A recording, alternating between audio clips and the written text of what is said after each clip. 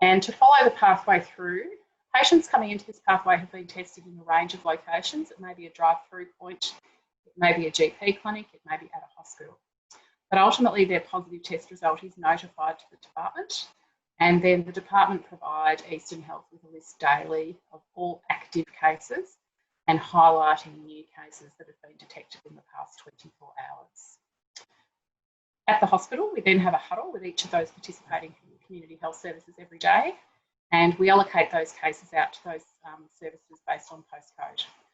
They then make an initial contact with that client, and subject to then engaging with the GP, they make an initial risk stratification to low, medium and high using a tool that's been devised by Safer Care Victoria's clinical leadership group. You can see then the care that results. So for low risk clients, it's intensive primary care management, that combination of GP and community health support. For medium, the intensive substitution and diversion services from Eastern Health, hip and heart. And then for high risk, the inpatient acute care. And then at the back end of the pathway, we obviously have escalation, de-escalation, so patients moving between those levels, and also arrangements for discharge, and in particular, notifying this service when a patient is discharged from the medium or high level so that their care in the low band resumes when they leave hospital care.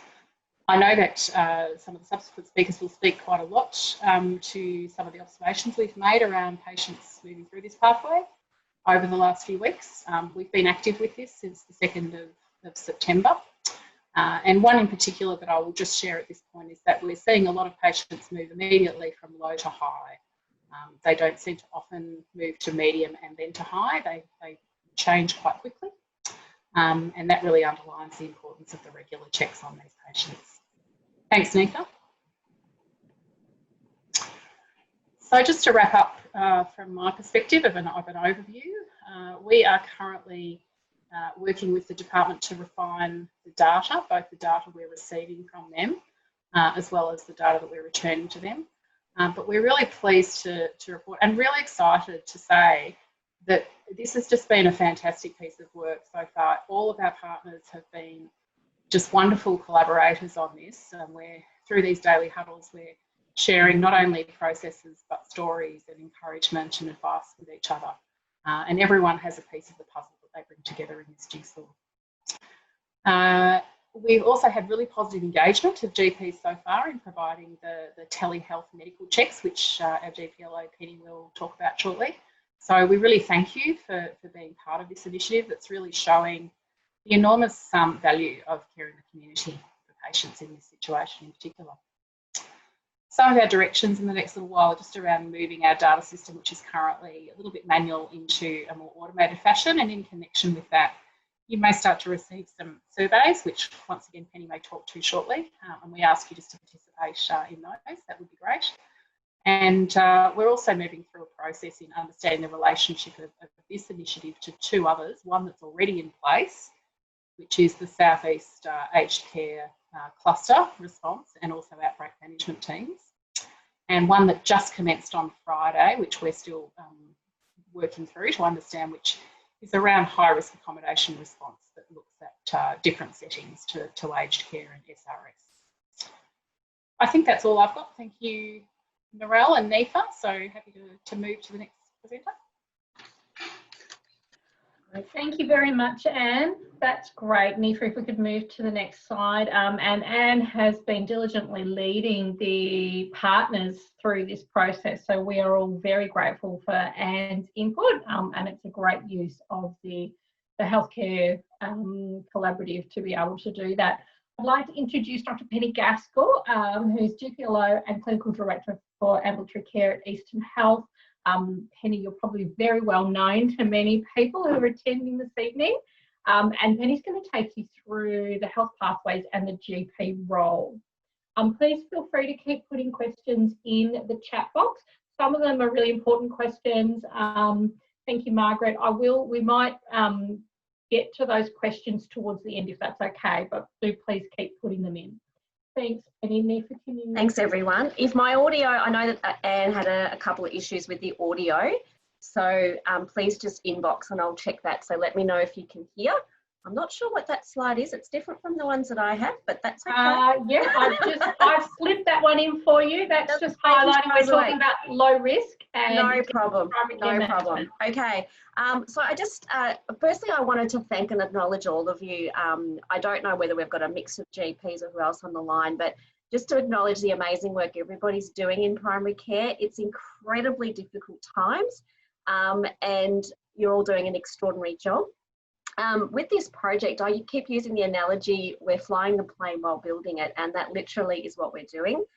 So apologies if we can't answer a question. We are literally solving problems every single day when we meet at huddle. So it's been very interesting from that perspective. My role in this has been, I guess, twofold. One is to be the GP, I guess, overseeing the Eastern Health. So Eastern Health has a community health and a GP clinic. So my role has been sort of that GP person and also assisting Eastern Health with escalation pathways.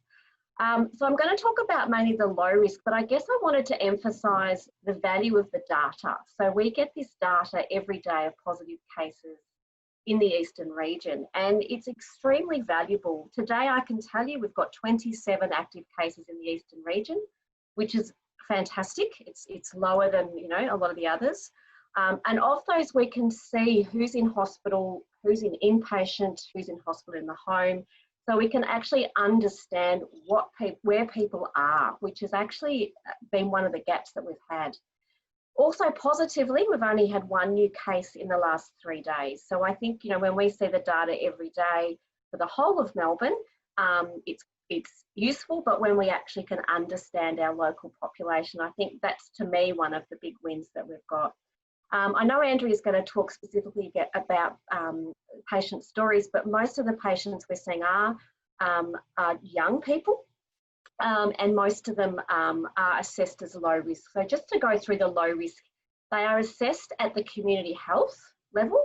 So community health are allocated patients who ring the patient up, and I'm sure Andrea can talk to that, and they are actually put in that low risk category. And as Anne said, what we're seeing is most patients are low risk.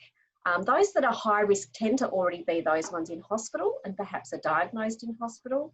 But I think most importantly for GPs to be aware is that they do deteriorate very quickly. And usually we're seeing them on about day 4 to 10. So that's kind of the time where, by having this pathway in place, we're actually able to sort of get them quite early before they deteriorate, and actually able to make sure that they've got the right way to get into hospital and make sure that they know what to look for. So it's just been a real observation that they do deteriorate extremely quickly. So I might get you to flick to the next slide. All right, so I'm going to talk through health pathways. For those of you not familiar with health pathways, you will need a password and a username, and there's the email address there. The health pathways have been based on the COVID positive pathway, the National Clinical Evidence Guidelines.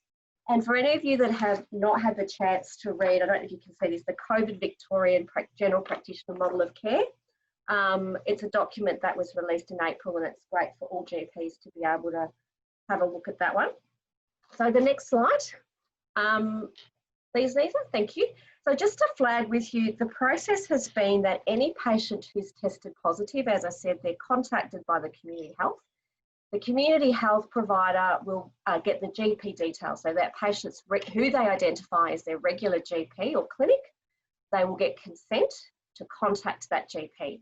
And we've had a couple of patients that have not had a regular GP, and what we've done is actually link them in with either one of the community health GPs or another GP. And I think there's probably been about 5 of those, and some of those we've found GPs who perhaps have got familiarity with, particularly with some of the EACH clients with cultural backgrounds and languages, which has been very, very important. So the GP's details are all kept at the community health. They make sure that they check when is the GP available and open, and certainly they will send the GP a letter outlining who their client is, what their risk is, and also a reference to health pathways. I've also been contacting most of the GPs as well by phone, and it's been really interesting. Probably around 50% have not been aware their patients tested positive, and obviously 50% have. And it's interesting because, as Anne mentioned, obviously patients can get tested at drive-throughs in various different locations. And I do think the experience that certainly a lot of GPs have had is that they've really been out of the loop. So they've often not known their patients had COVID until perhaps, and so someone's put here they've nominated their GP. Unfortunately, particularly at some of the clinics, that they might have nominated a GP, but the GP's not been copied into pathology. That has changed recently, and something that I've certainly encouraged, but a lot of GPs haven't been aware. So I contact the GP, and GPs have got all sorts of different questions, but the most important one is to inform them about how to escalate and where their concerns are. So this is just health pathways. I think I see the role of the GP in two phases. One of them is during the acute phase of the illness, which we'll talk a little bit about. And as we've emphasised, these patients do deteriorate if they're going to very quickly, and often there's not a place for the GP. It's straight to ED in the event of an acute deterioration. The other really, really important part is post-COVID. So post-COVID, not only managing their normal healthcare, but their recovery phase. This pathway is only during the acute phase. Once they've been discharged from the DHHS or discharged from isolation and are symptom-free, they're no longer on the pathway. And of course, we're starting to learn a lot about COVID. We're starting to understand that it's a very clever virus, I guess you could say, and all sorts of post-viral symptoms are popping up. Some rare and wonderful things have been noted, particularly in paediatrics, and that's very much in the realm of the GP. So Health Pathways also has a post-COVID pathway as well. I'll get you to flick to the next slide. Thank you. All right. So just to note, this is a pretty much a no-brainer for GPs. The red flags when somebody needs to be escalated to emergency, and certainly in our experience, it has been shortness of breath and chest pain have certainly been the things that we've noticed, and they have come on quite acutely. So next slide. Thank you. This is really important. One of the big things that I get asked for GPs is how do I get easy contacts? So this has got the department number. It's got the numbers of each of the community health teams, and that should be also provided to you with a letter from the community health. Very exciting for me as GP liaison, I have to admit, is we have a centralised number for GPs to contact. Just bear in mind that this is only for your COVID positive patients. So this is only for COVID positive patients. It's not for any Eastern Health inquiries. This is the number that either the community health or GPs can contact 6 to 7 days a week between 8 and 6 for any concerns about their COVID patients. And we'll talk a bit about that in a minute. This is staffed by an experienced nurse from our HARP team, and they've had a couple of calls over the last few days, and they're really able to, rather than going through the Eastern Health Contact Centre, which I know everybody loves very much, they get straight onto a nurse who's able to provide them with direct navigation within the Eastern Health Service, and I know Robin's going to talk a little bit more about that later. Just really importantly as well, we are recommending, if needed, my emergency doctor is of course also available for after hours as needed. So I'll get you to flick to the next slide. Okay, yep. So this is really important. As I said, the role of the GP is to help care for the patient's medical needs during the episode. The community health provider does daily calls, and that's been certainly of value in just tracking that patient's journey. As I mentioned, that deterioration around that day 4 onwards is something that we're very closely monitoring the patient. It's also important that the GP is also involved. While the community health service will contact the GP, I think what I'm recommending to GPs and certainly to the patients is that they make regular appointments with their GP at least every 3 days, particularly during that early phase, to provide that sort of medical governance and support. think the second point's really important, and it's something that certainly Robin Parker can attest to, that this pathway really is obviously focusing on their social needs and their medical needs with COVID, but of course people have got other comorbidities and conditions, and that very much is in the role of GPs. So that's extremely important that those needs are taken care of. The other 3 points is education, reassurance, isolation guidelines and social welfare. Once again, they're things that the pathway and the community health service do provide, but we do get lots of different questions, and Andrea can perhaps talk to that. A lot of the work that's being done is around education and advice. It's around, we have discussions every day about isolation, people wanting to go and start their jobs and do all sorts of things. So having a GP to you know, continue to emphasise that and support us when we're telling people they can't go outside. And of course, social and welfare is extremely important. There's all sorts of issues that pop up, particularly when people are isolated as well. Next slide. I'll skip that one. That one there. So these are basically when we're talking a little bit about our risk stratification. This is kind of this is once again due from the COVID task force guidelines. We are not currently monitoring O2 SATs for the mild patients. We're very much basing our assessments for escalation on history. As most of you would know, most GPs are doing telehealth. So really, when we feel somebody does need an examination, needs usually just to have their chest listened to, we will probably send into ED unless the GP is happy to see them. But this just gives you a little bit of an idea of kind of that escalation process. I have to say from experience, it's actually pretty obvious when someone is deteriorating, which makes it a little bit easier for us at the end of the phone. Okay, the next slide. Thank you. Just to flag COVID pregnant women who are positive. If the patient is well, then if they're seeing a private specialist, we do advise that you contact their private specialist. If they're an Eastern Health patient, once again, we have our centralised number that you can contact, or an email addresses of a couple of our nurse unit managers who oversee the antenatal clinics. That's provided that they're well.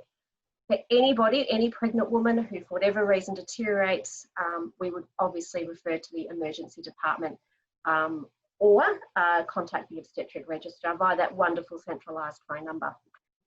Paediatric patients is the same. We've had quite small numbers of paediatric patients presenting to our emergency departments, but nonetheless, once again, with any questions or concerns, emergency, or contacting the registrar if there's any clinical concerns as well. We've been working with, our team's been working with the Royal Children's Hospital on COVID pathways into paediatrics. So the next slide. These are all from Health Pathways. So I'm just going to make a very quick comment about release from isolation. This I think as of this very second, the Department of Health are the ones that give clearance. We don't give clearance. But what the community health providers are doing is and I'm sure Andrea will talk about this, is do provide some advocacy for patients who perhaps have, for whatever reason, have not been given clearance due to administrative processes. It's not currently the role of the GP to do so. I think the next slides are probably more for Robin, but I guess that's all from me at the moment. I'm happy to answer any questions at the end, and I might hand over to Robin. Thank you very much, Penny, and thank you very diligently for your work on the pathways and supporting the GPs who currently have patients who are active within the COVID positive pathways. Getting that follow-up support call from you to support them in their role is a really great asset. Welcome, Robin. Nifa, can you just advance the slides, please, to Robin's header? Thank you. Robin, you've been responsible for working out the HIF and HARP support for the medium risk. Welcome. Can you just advance for Robin, Nifa? Thank you, everybody. I hope that the sound is okay. Give me a thumbs up or something if it's okay. I'll take that as given. Yeah, thank you, everybody. So I've been an emergency physician at Maroondah Hospital for almost 10 years. And so just to go back a little bit, the background to who's answering the phone when you ring up and what happens with the people that we take on and monitor.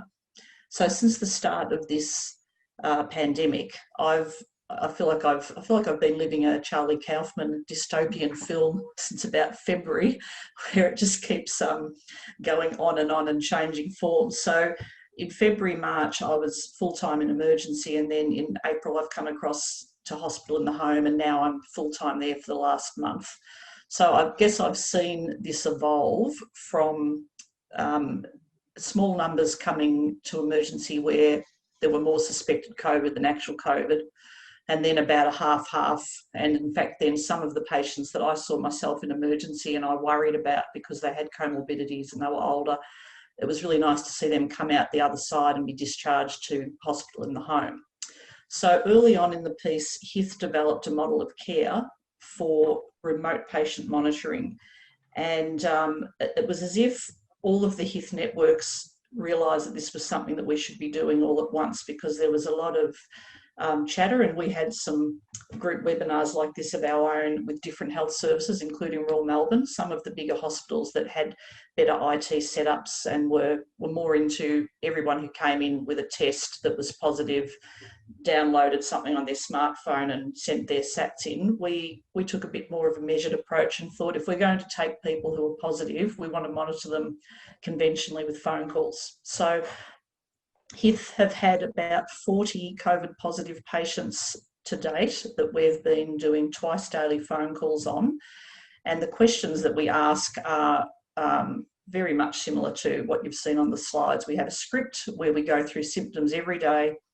Mostly it's work of breathing, and then it's other things that might suggest silent hypoxia. They're the things that we worry about. And as Penny said, somewhere between day 4 or 5 and day 10 seems to be the danger time, and people can deteriorate quickly. So we figured that having a SAT probe at home that the patients knew how to use, or their carers or relatives did, was the best way of monitoring them, as well as a phone call.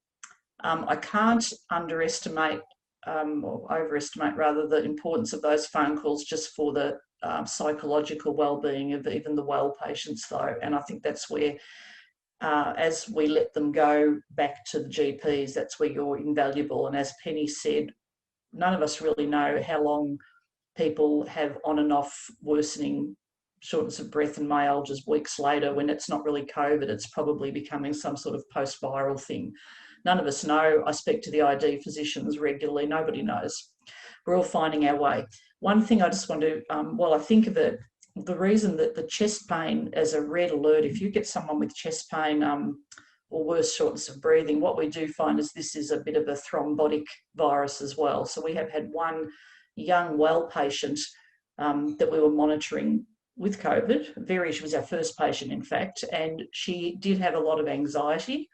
I did a home visit on her because she was complaining of ongoing breathlessness and myalgias, and she was fine. But about a month after we discharged her, she had new chest pain and she had a PE. So I think when someone says chest pain, it's one of those things no emergency department will be upset about you just sending them in for the normal tests, workup, scans.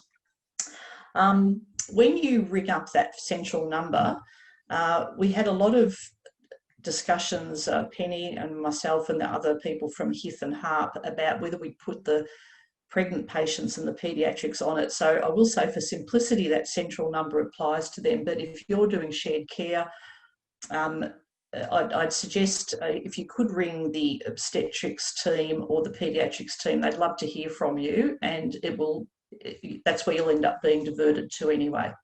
When you ring that central number, you'll get a very experienced now in COVID HARP nurse through the week, or a HITH nurse on the weekend. And these nurses have been out swabbing in outbreaks.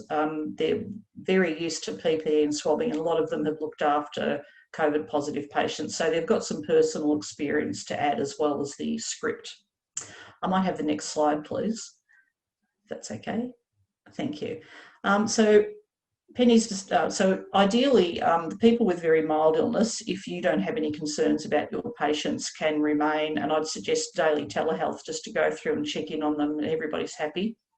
If there's any doubt about them deteriorating, just send them into ED. If the patient communicates directly with you, call them an ambulance and tell the paramedics it's a COVID ambulance. If you've got time to call ahead to ED, we always appreciate it, but if you don't, you don't. So just the definitions, without overthinking them too much, we're looking for signs of hypoxia and signs of shock and signs of thrombotic events such as chest pain. So without going, you can all read the slides. Anyone you're worried about, just send them in straight away if you think they're severe. If you think they're in a grey zone and stable, by all means ring, but if you're ever worried, just send them. It's not as if we've got huge numbers now, and the emergency departments actually are quiet. People are looking for patients where people are worried about all of the business as usual presentations, what's going to happen to all the cancers we're missing. So it's a good time to send people in if you're worried.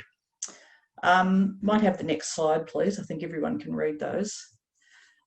So we've that medium risk is also people with comorbidities that you'd all be familiar with. The age has been an interesting one. I think we've gone for 60, but we've had some fairly well people in their 70s, and we've had some fairly unwell people in their 30s. So again, it comes back to those clinical features that people complain about. Pre-existing respiratory disease is certainly a risk factor that we've seen for people having worsening lung function with COVID. Everything else is just the usual things that predispose people to worsening illness of any sort. And what we do know about this virus is that the people who get very unwell out of the blue, it's due to some sort of just immune storm, sort of like a sepsis response syndrome. So they can be anybody. But we're very happy in Hith and Harp to take on anybody that's of concern, and particularly those concerning comorbidities, even if they're very well. So if you've got a patient that's very well, if they've got comorbidities, we will take them on and do twice daily phone calls and drop them a sat probe and monitor them for probably about a week. We haven't worked out the sweet spot of when to let them go, and we've been blessed with not having such huge numbers that we've had to discharge to date. I might have the next slide, please.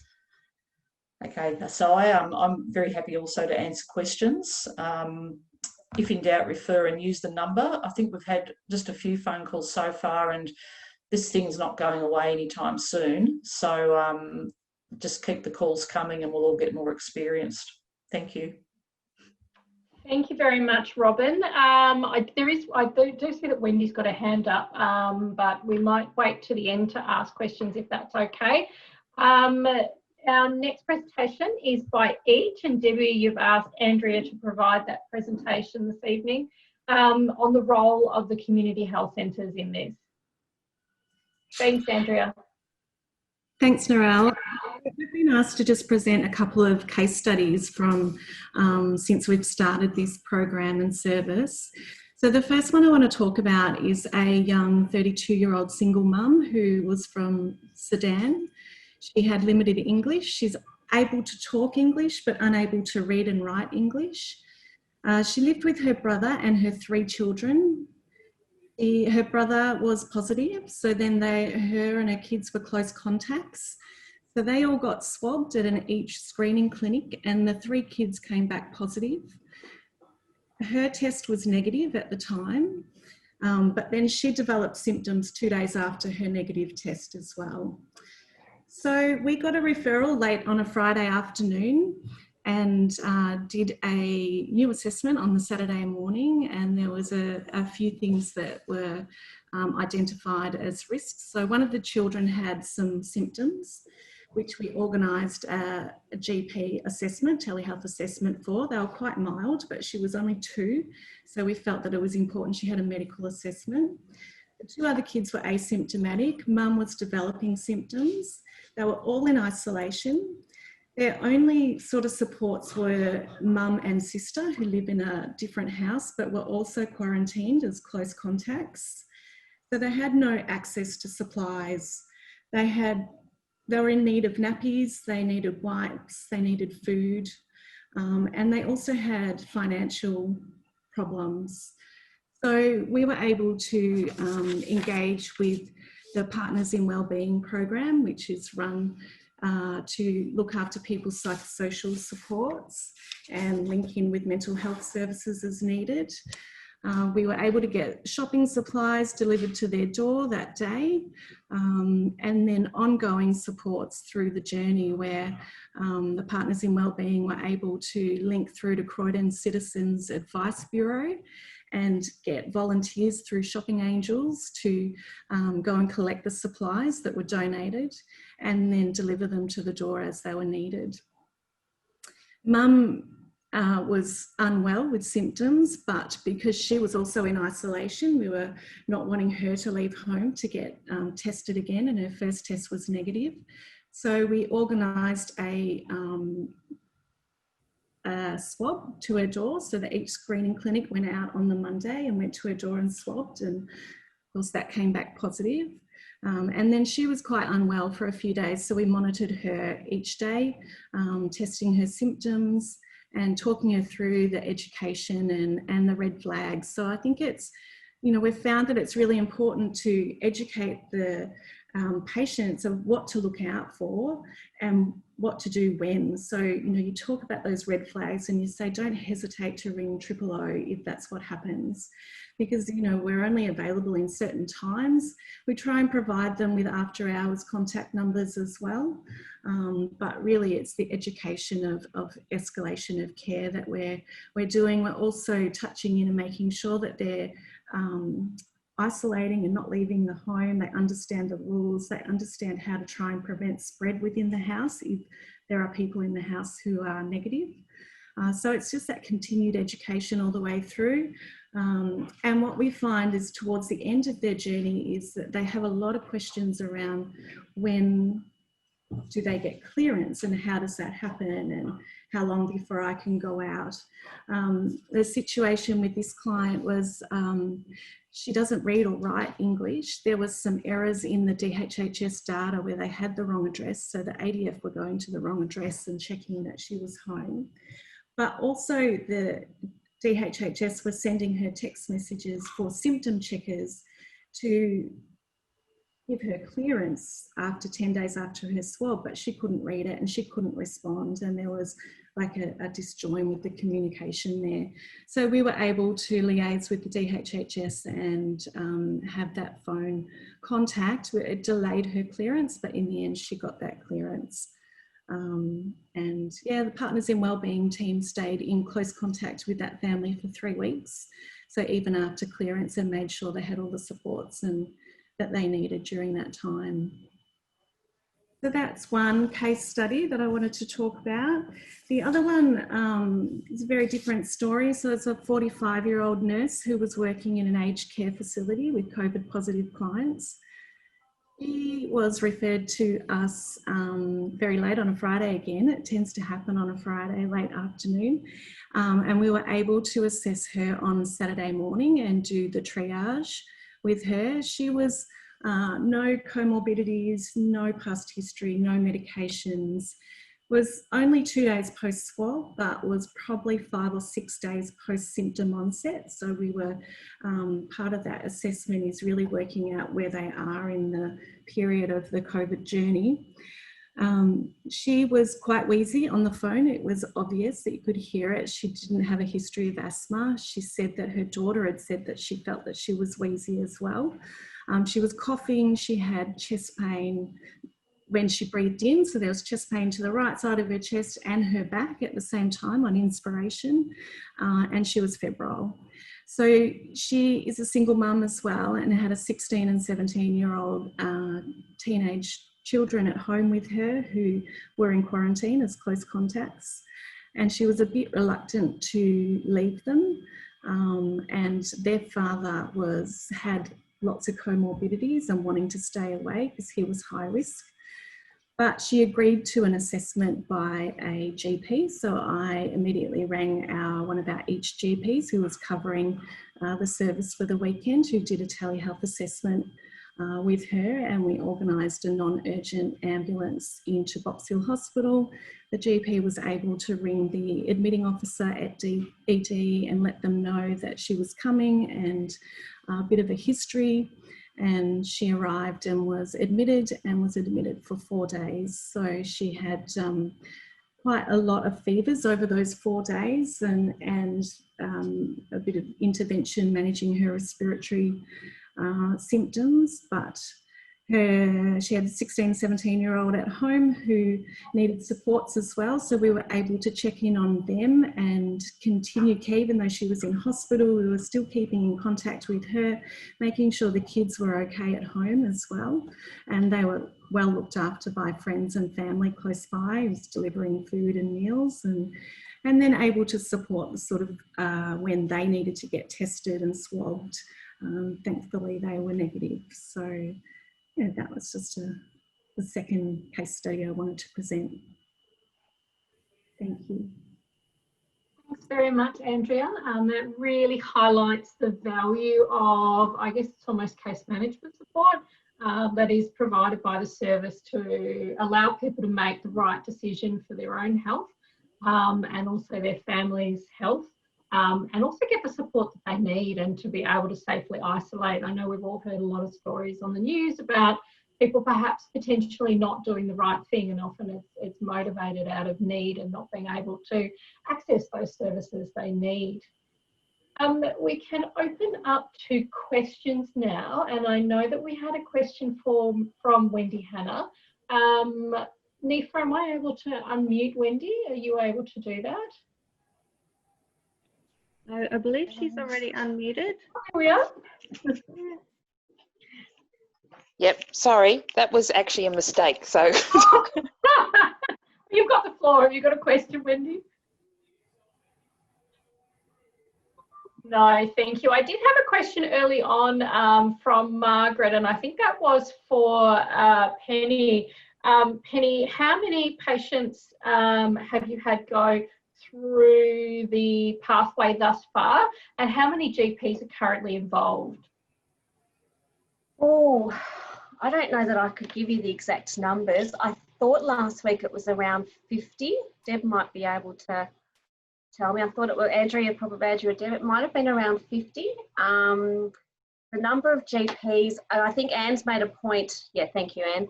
Anne's made a point in the chat too that not all patients have consented to be part of the program. So we've had a small number that have said no thanks, thanks but no thanks.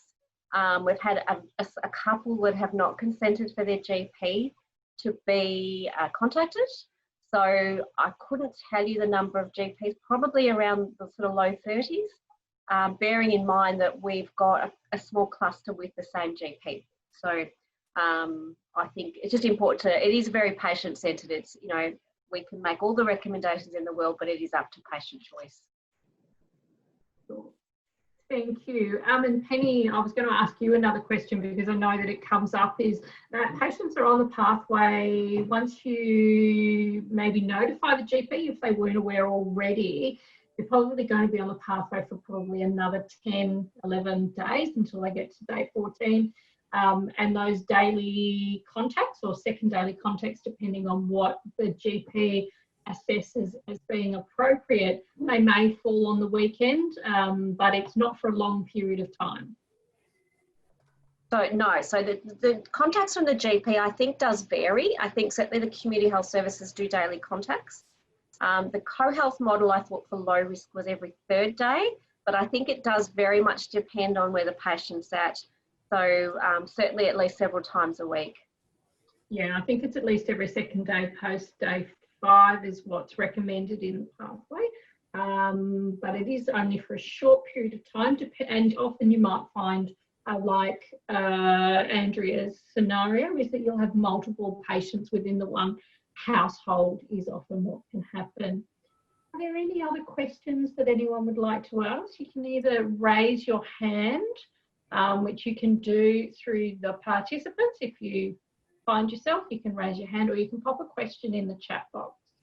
No, just as a comment, it might be worth GPs, if they do in fact get notified about positive cases, to maybe phone those through. We're just not confident at this stage that we are getting all of the data from the department, and the service does have capacity to support Eastern Region positive clients. So if GPs are seeing people through their clinics that are testing positive, if we've picked them up already, then that's all well and good, but I just want to make sure that nobody falls through the gaps. Absolutely. And sometimes if the GPs order the test themselves, they may well know, you know, in advance, and you always welcome a contact directly through sooner rather than later, or to be sure. Thanks, Debbie, that's great. And all the contact details are in Health Pathways. Lorraine, you had a question? A sort of question and comment at the same time. I am on an advisory group to DHHS for primary healthcare, and so I've done a lot of discussion with the doctors within my own clinic, and we haven't had a positive case yet, except in a returned traveller back in March who was already quarantined in Perth and came back to convalesce after being released from quarantine. But we've talked a lot about this, and our experience, even with just the anxiety around testing itself, and we've found that and we do on-site testing, so we found that we actually need to contact patients every day after their test, or they ring us. People get very, very anxious. And so I do see a role for the GP if the patient has a regular GP, or if they don't have a regular GP and you assign a general practice or engage a general practice to relate with them, to support them through this. I would think a daily phone call isn't out of order at all, in terms of just assessing their mental health and how they're coping. And one of the other benefits of if it's a regular GP with a regular patient is you often know some of their contacts as well, and you can actually be a prompt for the people they might have been in contact with, their family members who might be anxious. It's kind of completes this kind of circle of community. Those are my comments, and I don't know if that's planned to be built into the health pathway at some point, or as everyone said, we're learning as we go. It's just, absolutely. Absolutely terrifying in many respects, how fast we've had to adapt. I'd like to make a comment, Lorraine. I completely agree. So we're the GP clinic, we're doing swabbing up at Healesville, and the anxiety around people getting results was, you're absolutely right, it was often, you know, quite significant. So that's not built into this pathway, because this is when people test positive.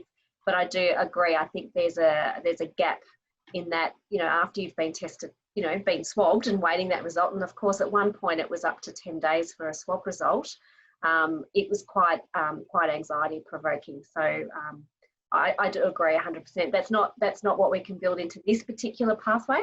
But I take your point. It's absolutely really important. And if I can just extend the comment on that, what I've found, so I've probably supported a bit over 20 odd patients through their journey lately, and even when they're quite mild symptoms, they're really anxious when they're positive, and just that daily support and talking to them each day and knowing that that phone call's coming is really rewarding. They're really grateful at the end. They know that they've got the support. They know they've got a number to call if there's anything wrong, and it's just managing that anxiety. It's been really worthwhile. Thank you. That's a really good commentary, and obviously GPs are very well aware of their patients' extended family circumstances. They might be a carer. They have that intimate knowledge of both their physical and mental health. There was a question regarding supporting patients regarding their psychosocial needs, and you've given a little bit of an answer there. So the question was, sorry, I've lost the wrong question now. What social and practice supports that you mentioned are you able to provide mental health supports for people? To what extent? It's from Margaret.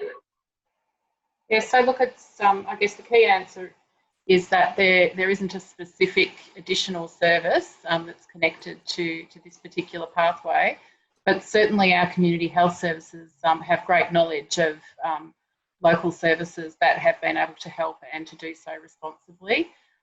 Debbie, would you like to add to that? Yeah, so the DHHS have funded AXO, NEMI and H to deliver what's called the Partners in Wellbeing programme. That's a statewide service which provides psychosocial support to anyone who's feeling anxiety or mental health concerns because of COVID. There's one number for the whole state to refer people to, and all of the community health agencies are aware of that referral pathway, but GPs can refer directly as well. We can certainly send through that number if that's useful for GPs in attendance. And there has been some advertising through EMPHN, probably about 6 weeks ago, I'm guessing. The service has been running probably for about that length of time. Thank you, Debbie. Stuart had a question wanting to comment on what medical records and systems you're using at the management level and GPs are using. So, Anne, did you want to take the question on recording of clinical content, or would you like me to take it? Look, I must admit, look, we obviously have standardised forms across all of our services for completing the community health service assessments, templates for contacting GPs, and a lot of our data, which is largely about KPIs on processes, is collected through REDCaps. But I think this question is more about the clinical documentation and templates is how I've read it. So I wonder, in fact, if Penny might actually once again be the person for this one. Okay, so we do. So here at Eastern Health, our community health, we have some templates with all the medical information, and we also have a computer-based system. And I think each probably Andrea or Deb can talk to that. So there's obviously privacy. A lot of the discussions that we had were to ensure privacy. And consistency across all of the community health. So I'm not sure if that's answered the question, but we do, everything's documented. So every conversation, every discussion, everything's documented in a, we've not taken any shortcuts. Deb, can you comment on that? It's asking about scripts written for GPs to use in their software. Scripts for GPs, sorry Anne, I'm not sure about that. The pathway. From Stuart Garrow, I think we're looking at. No, I'm not sure. What are you looking for, Stuart, as to what to talk to patients about, or what questions? Because Health Pathways goes through, I guess, the questions that we would be looking at asking. Perhaps Narelle, you might want to touch. Stuart, welcome, Stuart. Hello. Sorry, your question you were asking about, are there scripts written for GPs to use in their software? Is that when interviewing patients and doing their daily checkup? So, yeah, I was just thinking that there might be simple aids de memoir, if you like, for GPs that they're making daily or second daily calls, and there might be a simple template. You know, they just have to fix it, will populate their medical director or their best practice or whatever, and with a little list of questions. And that documents that they've asked those questions, and they've got the answers, and they've recorded the answers. And I wondered whether anyone had actually done that. It wouldn't be that difficult to do. I was also interested to know just what systems the community health and Eastern Health and all these various operators are using. They're all doing these daily calls, and are they all doing it on different sorts of systems, and is there any integration? So I can answer that. For the whole of the Eastern region, we have developed assessment forms. We have a triage form, which is the new assessment where we triage and risk stratify to low, medium and high according to a risk form and also an escalation of care form. plus a review assessment form, and all of us are using the same form. So we talk about it in the huddle each morning and update as we need to. So we're all consistent, but we're using our own client file systems, but can share those forms if needed. Thank you. And Stuart, and I think there's a question from Eliza as well. In Health Pathways, which you can go in and view, but it is also in the clinical task force, there is a list of questions that you can assess the patient on and record that in your medical software for yourself. The data collection through REDCAPS is not active at the moment for Eastern Health.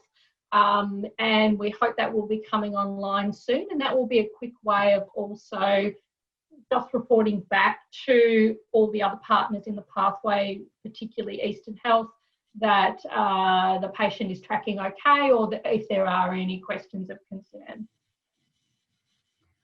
Thanks. And yes, there is a clinical feature script in the pathway to record observations such as shortness of breath. Thank you very much, Sherilyn. Sherilyn's our Health Pathways expert. She just provided a comment down there. And in addition, there's an Excel spreadsheet that you can use. Thank you. Narelle, I might just clarify the role of REDCAPS with respect to GPs, once our system is in place, there will be automated, they're called surveys, which I know always sounds a little bit grindy, but they're very quick sort of yes/no questions. There might be 3 or 4 questions that is sent out, and we're not sure yet whether it will be by SMS or email to the GP, and it will just simply ask the questions of, have you seen this person in the last 24 hours? What risk level, were they at? Did this represent a change? And there might be a question about the next steps or outcome, and it literally will be click a box and feedback. I guess I'm emphasising that doesn't replace your clinical notes. It's an extra thing to that. And what it's really about is that visibility that I spoke about at the beginning for the Department of Health to make sure that all patients are receiving care right across the pathway. If there isn't a response from the GP, it may well be that you'll get a helpful phone call just to say, is everything okay? Is there anything that you need? And so once those surveys do start to follow, we'd really appreciate a response to those. Thank you.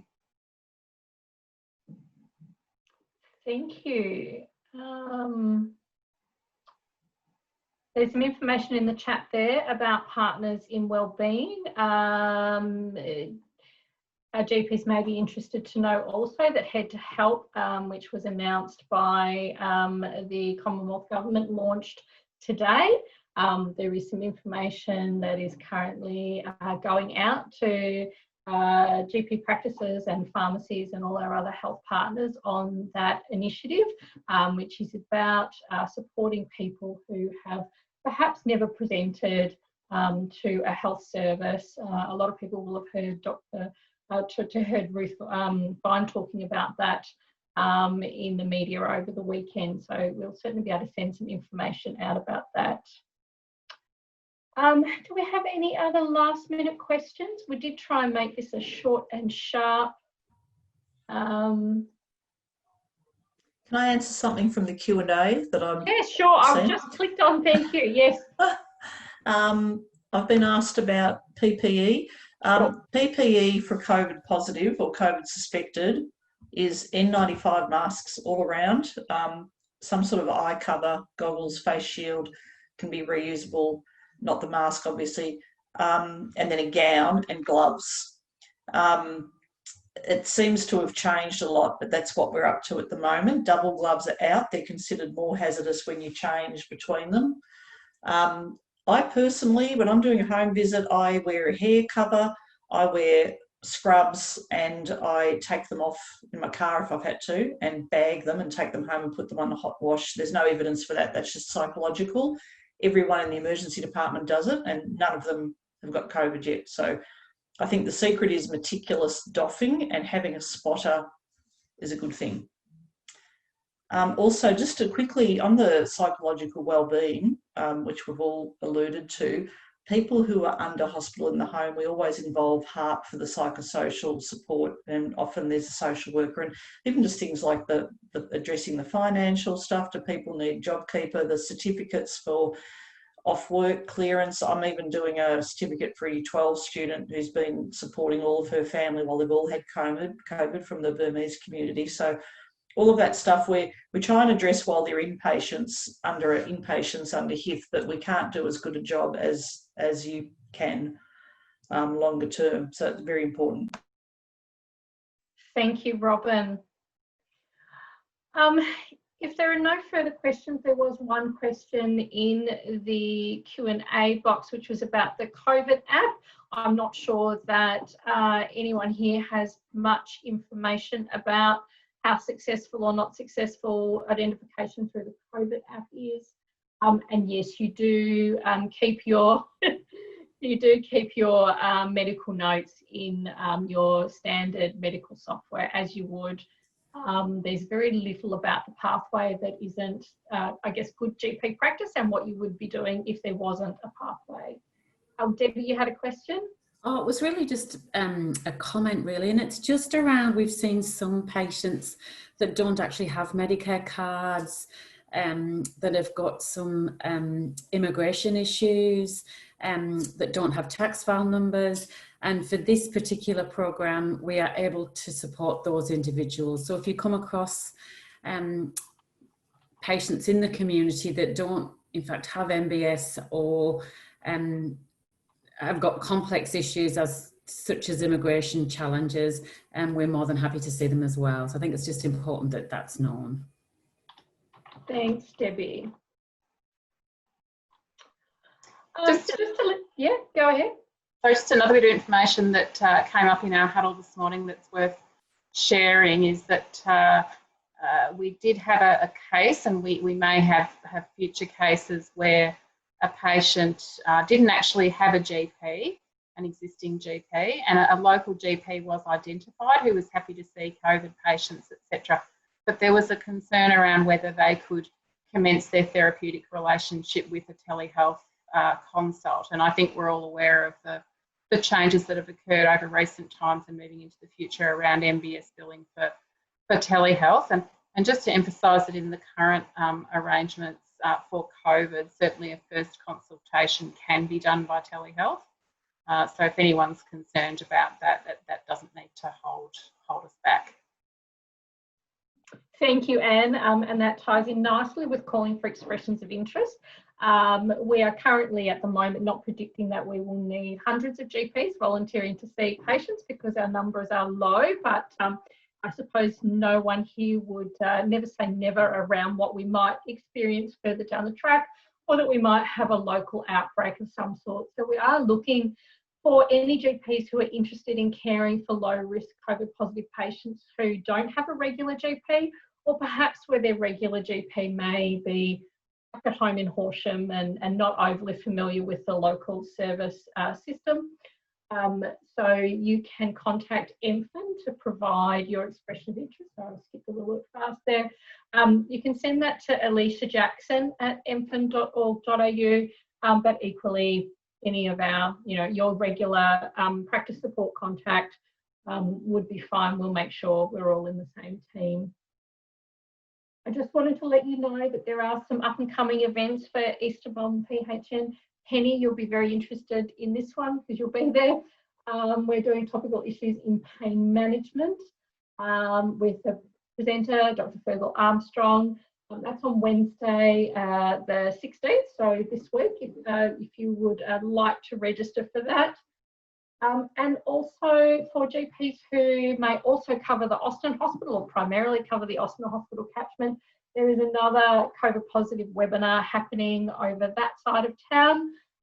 We have Morgan Rose presenting, and perhaps if he's available, Jason Tribbiano, who's head of the COVID ward there, on the Austin pathways.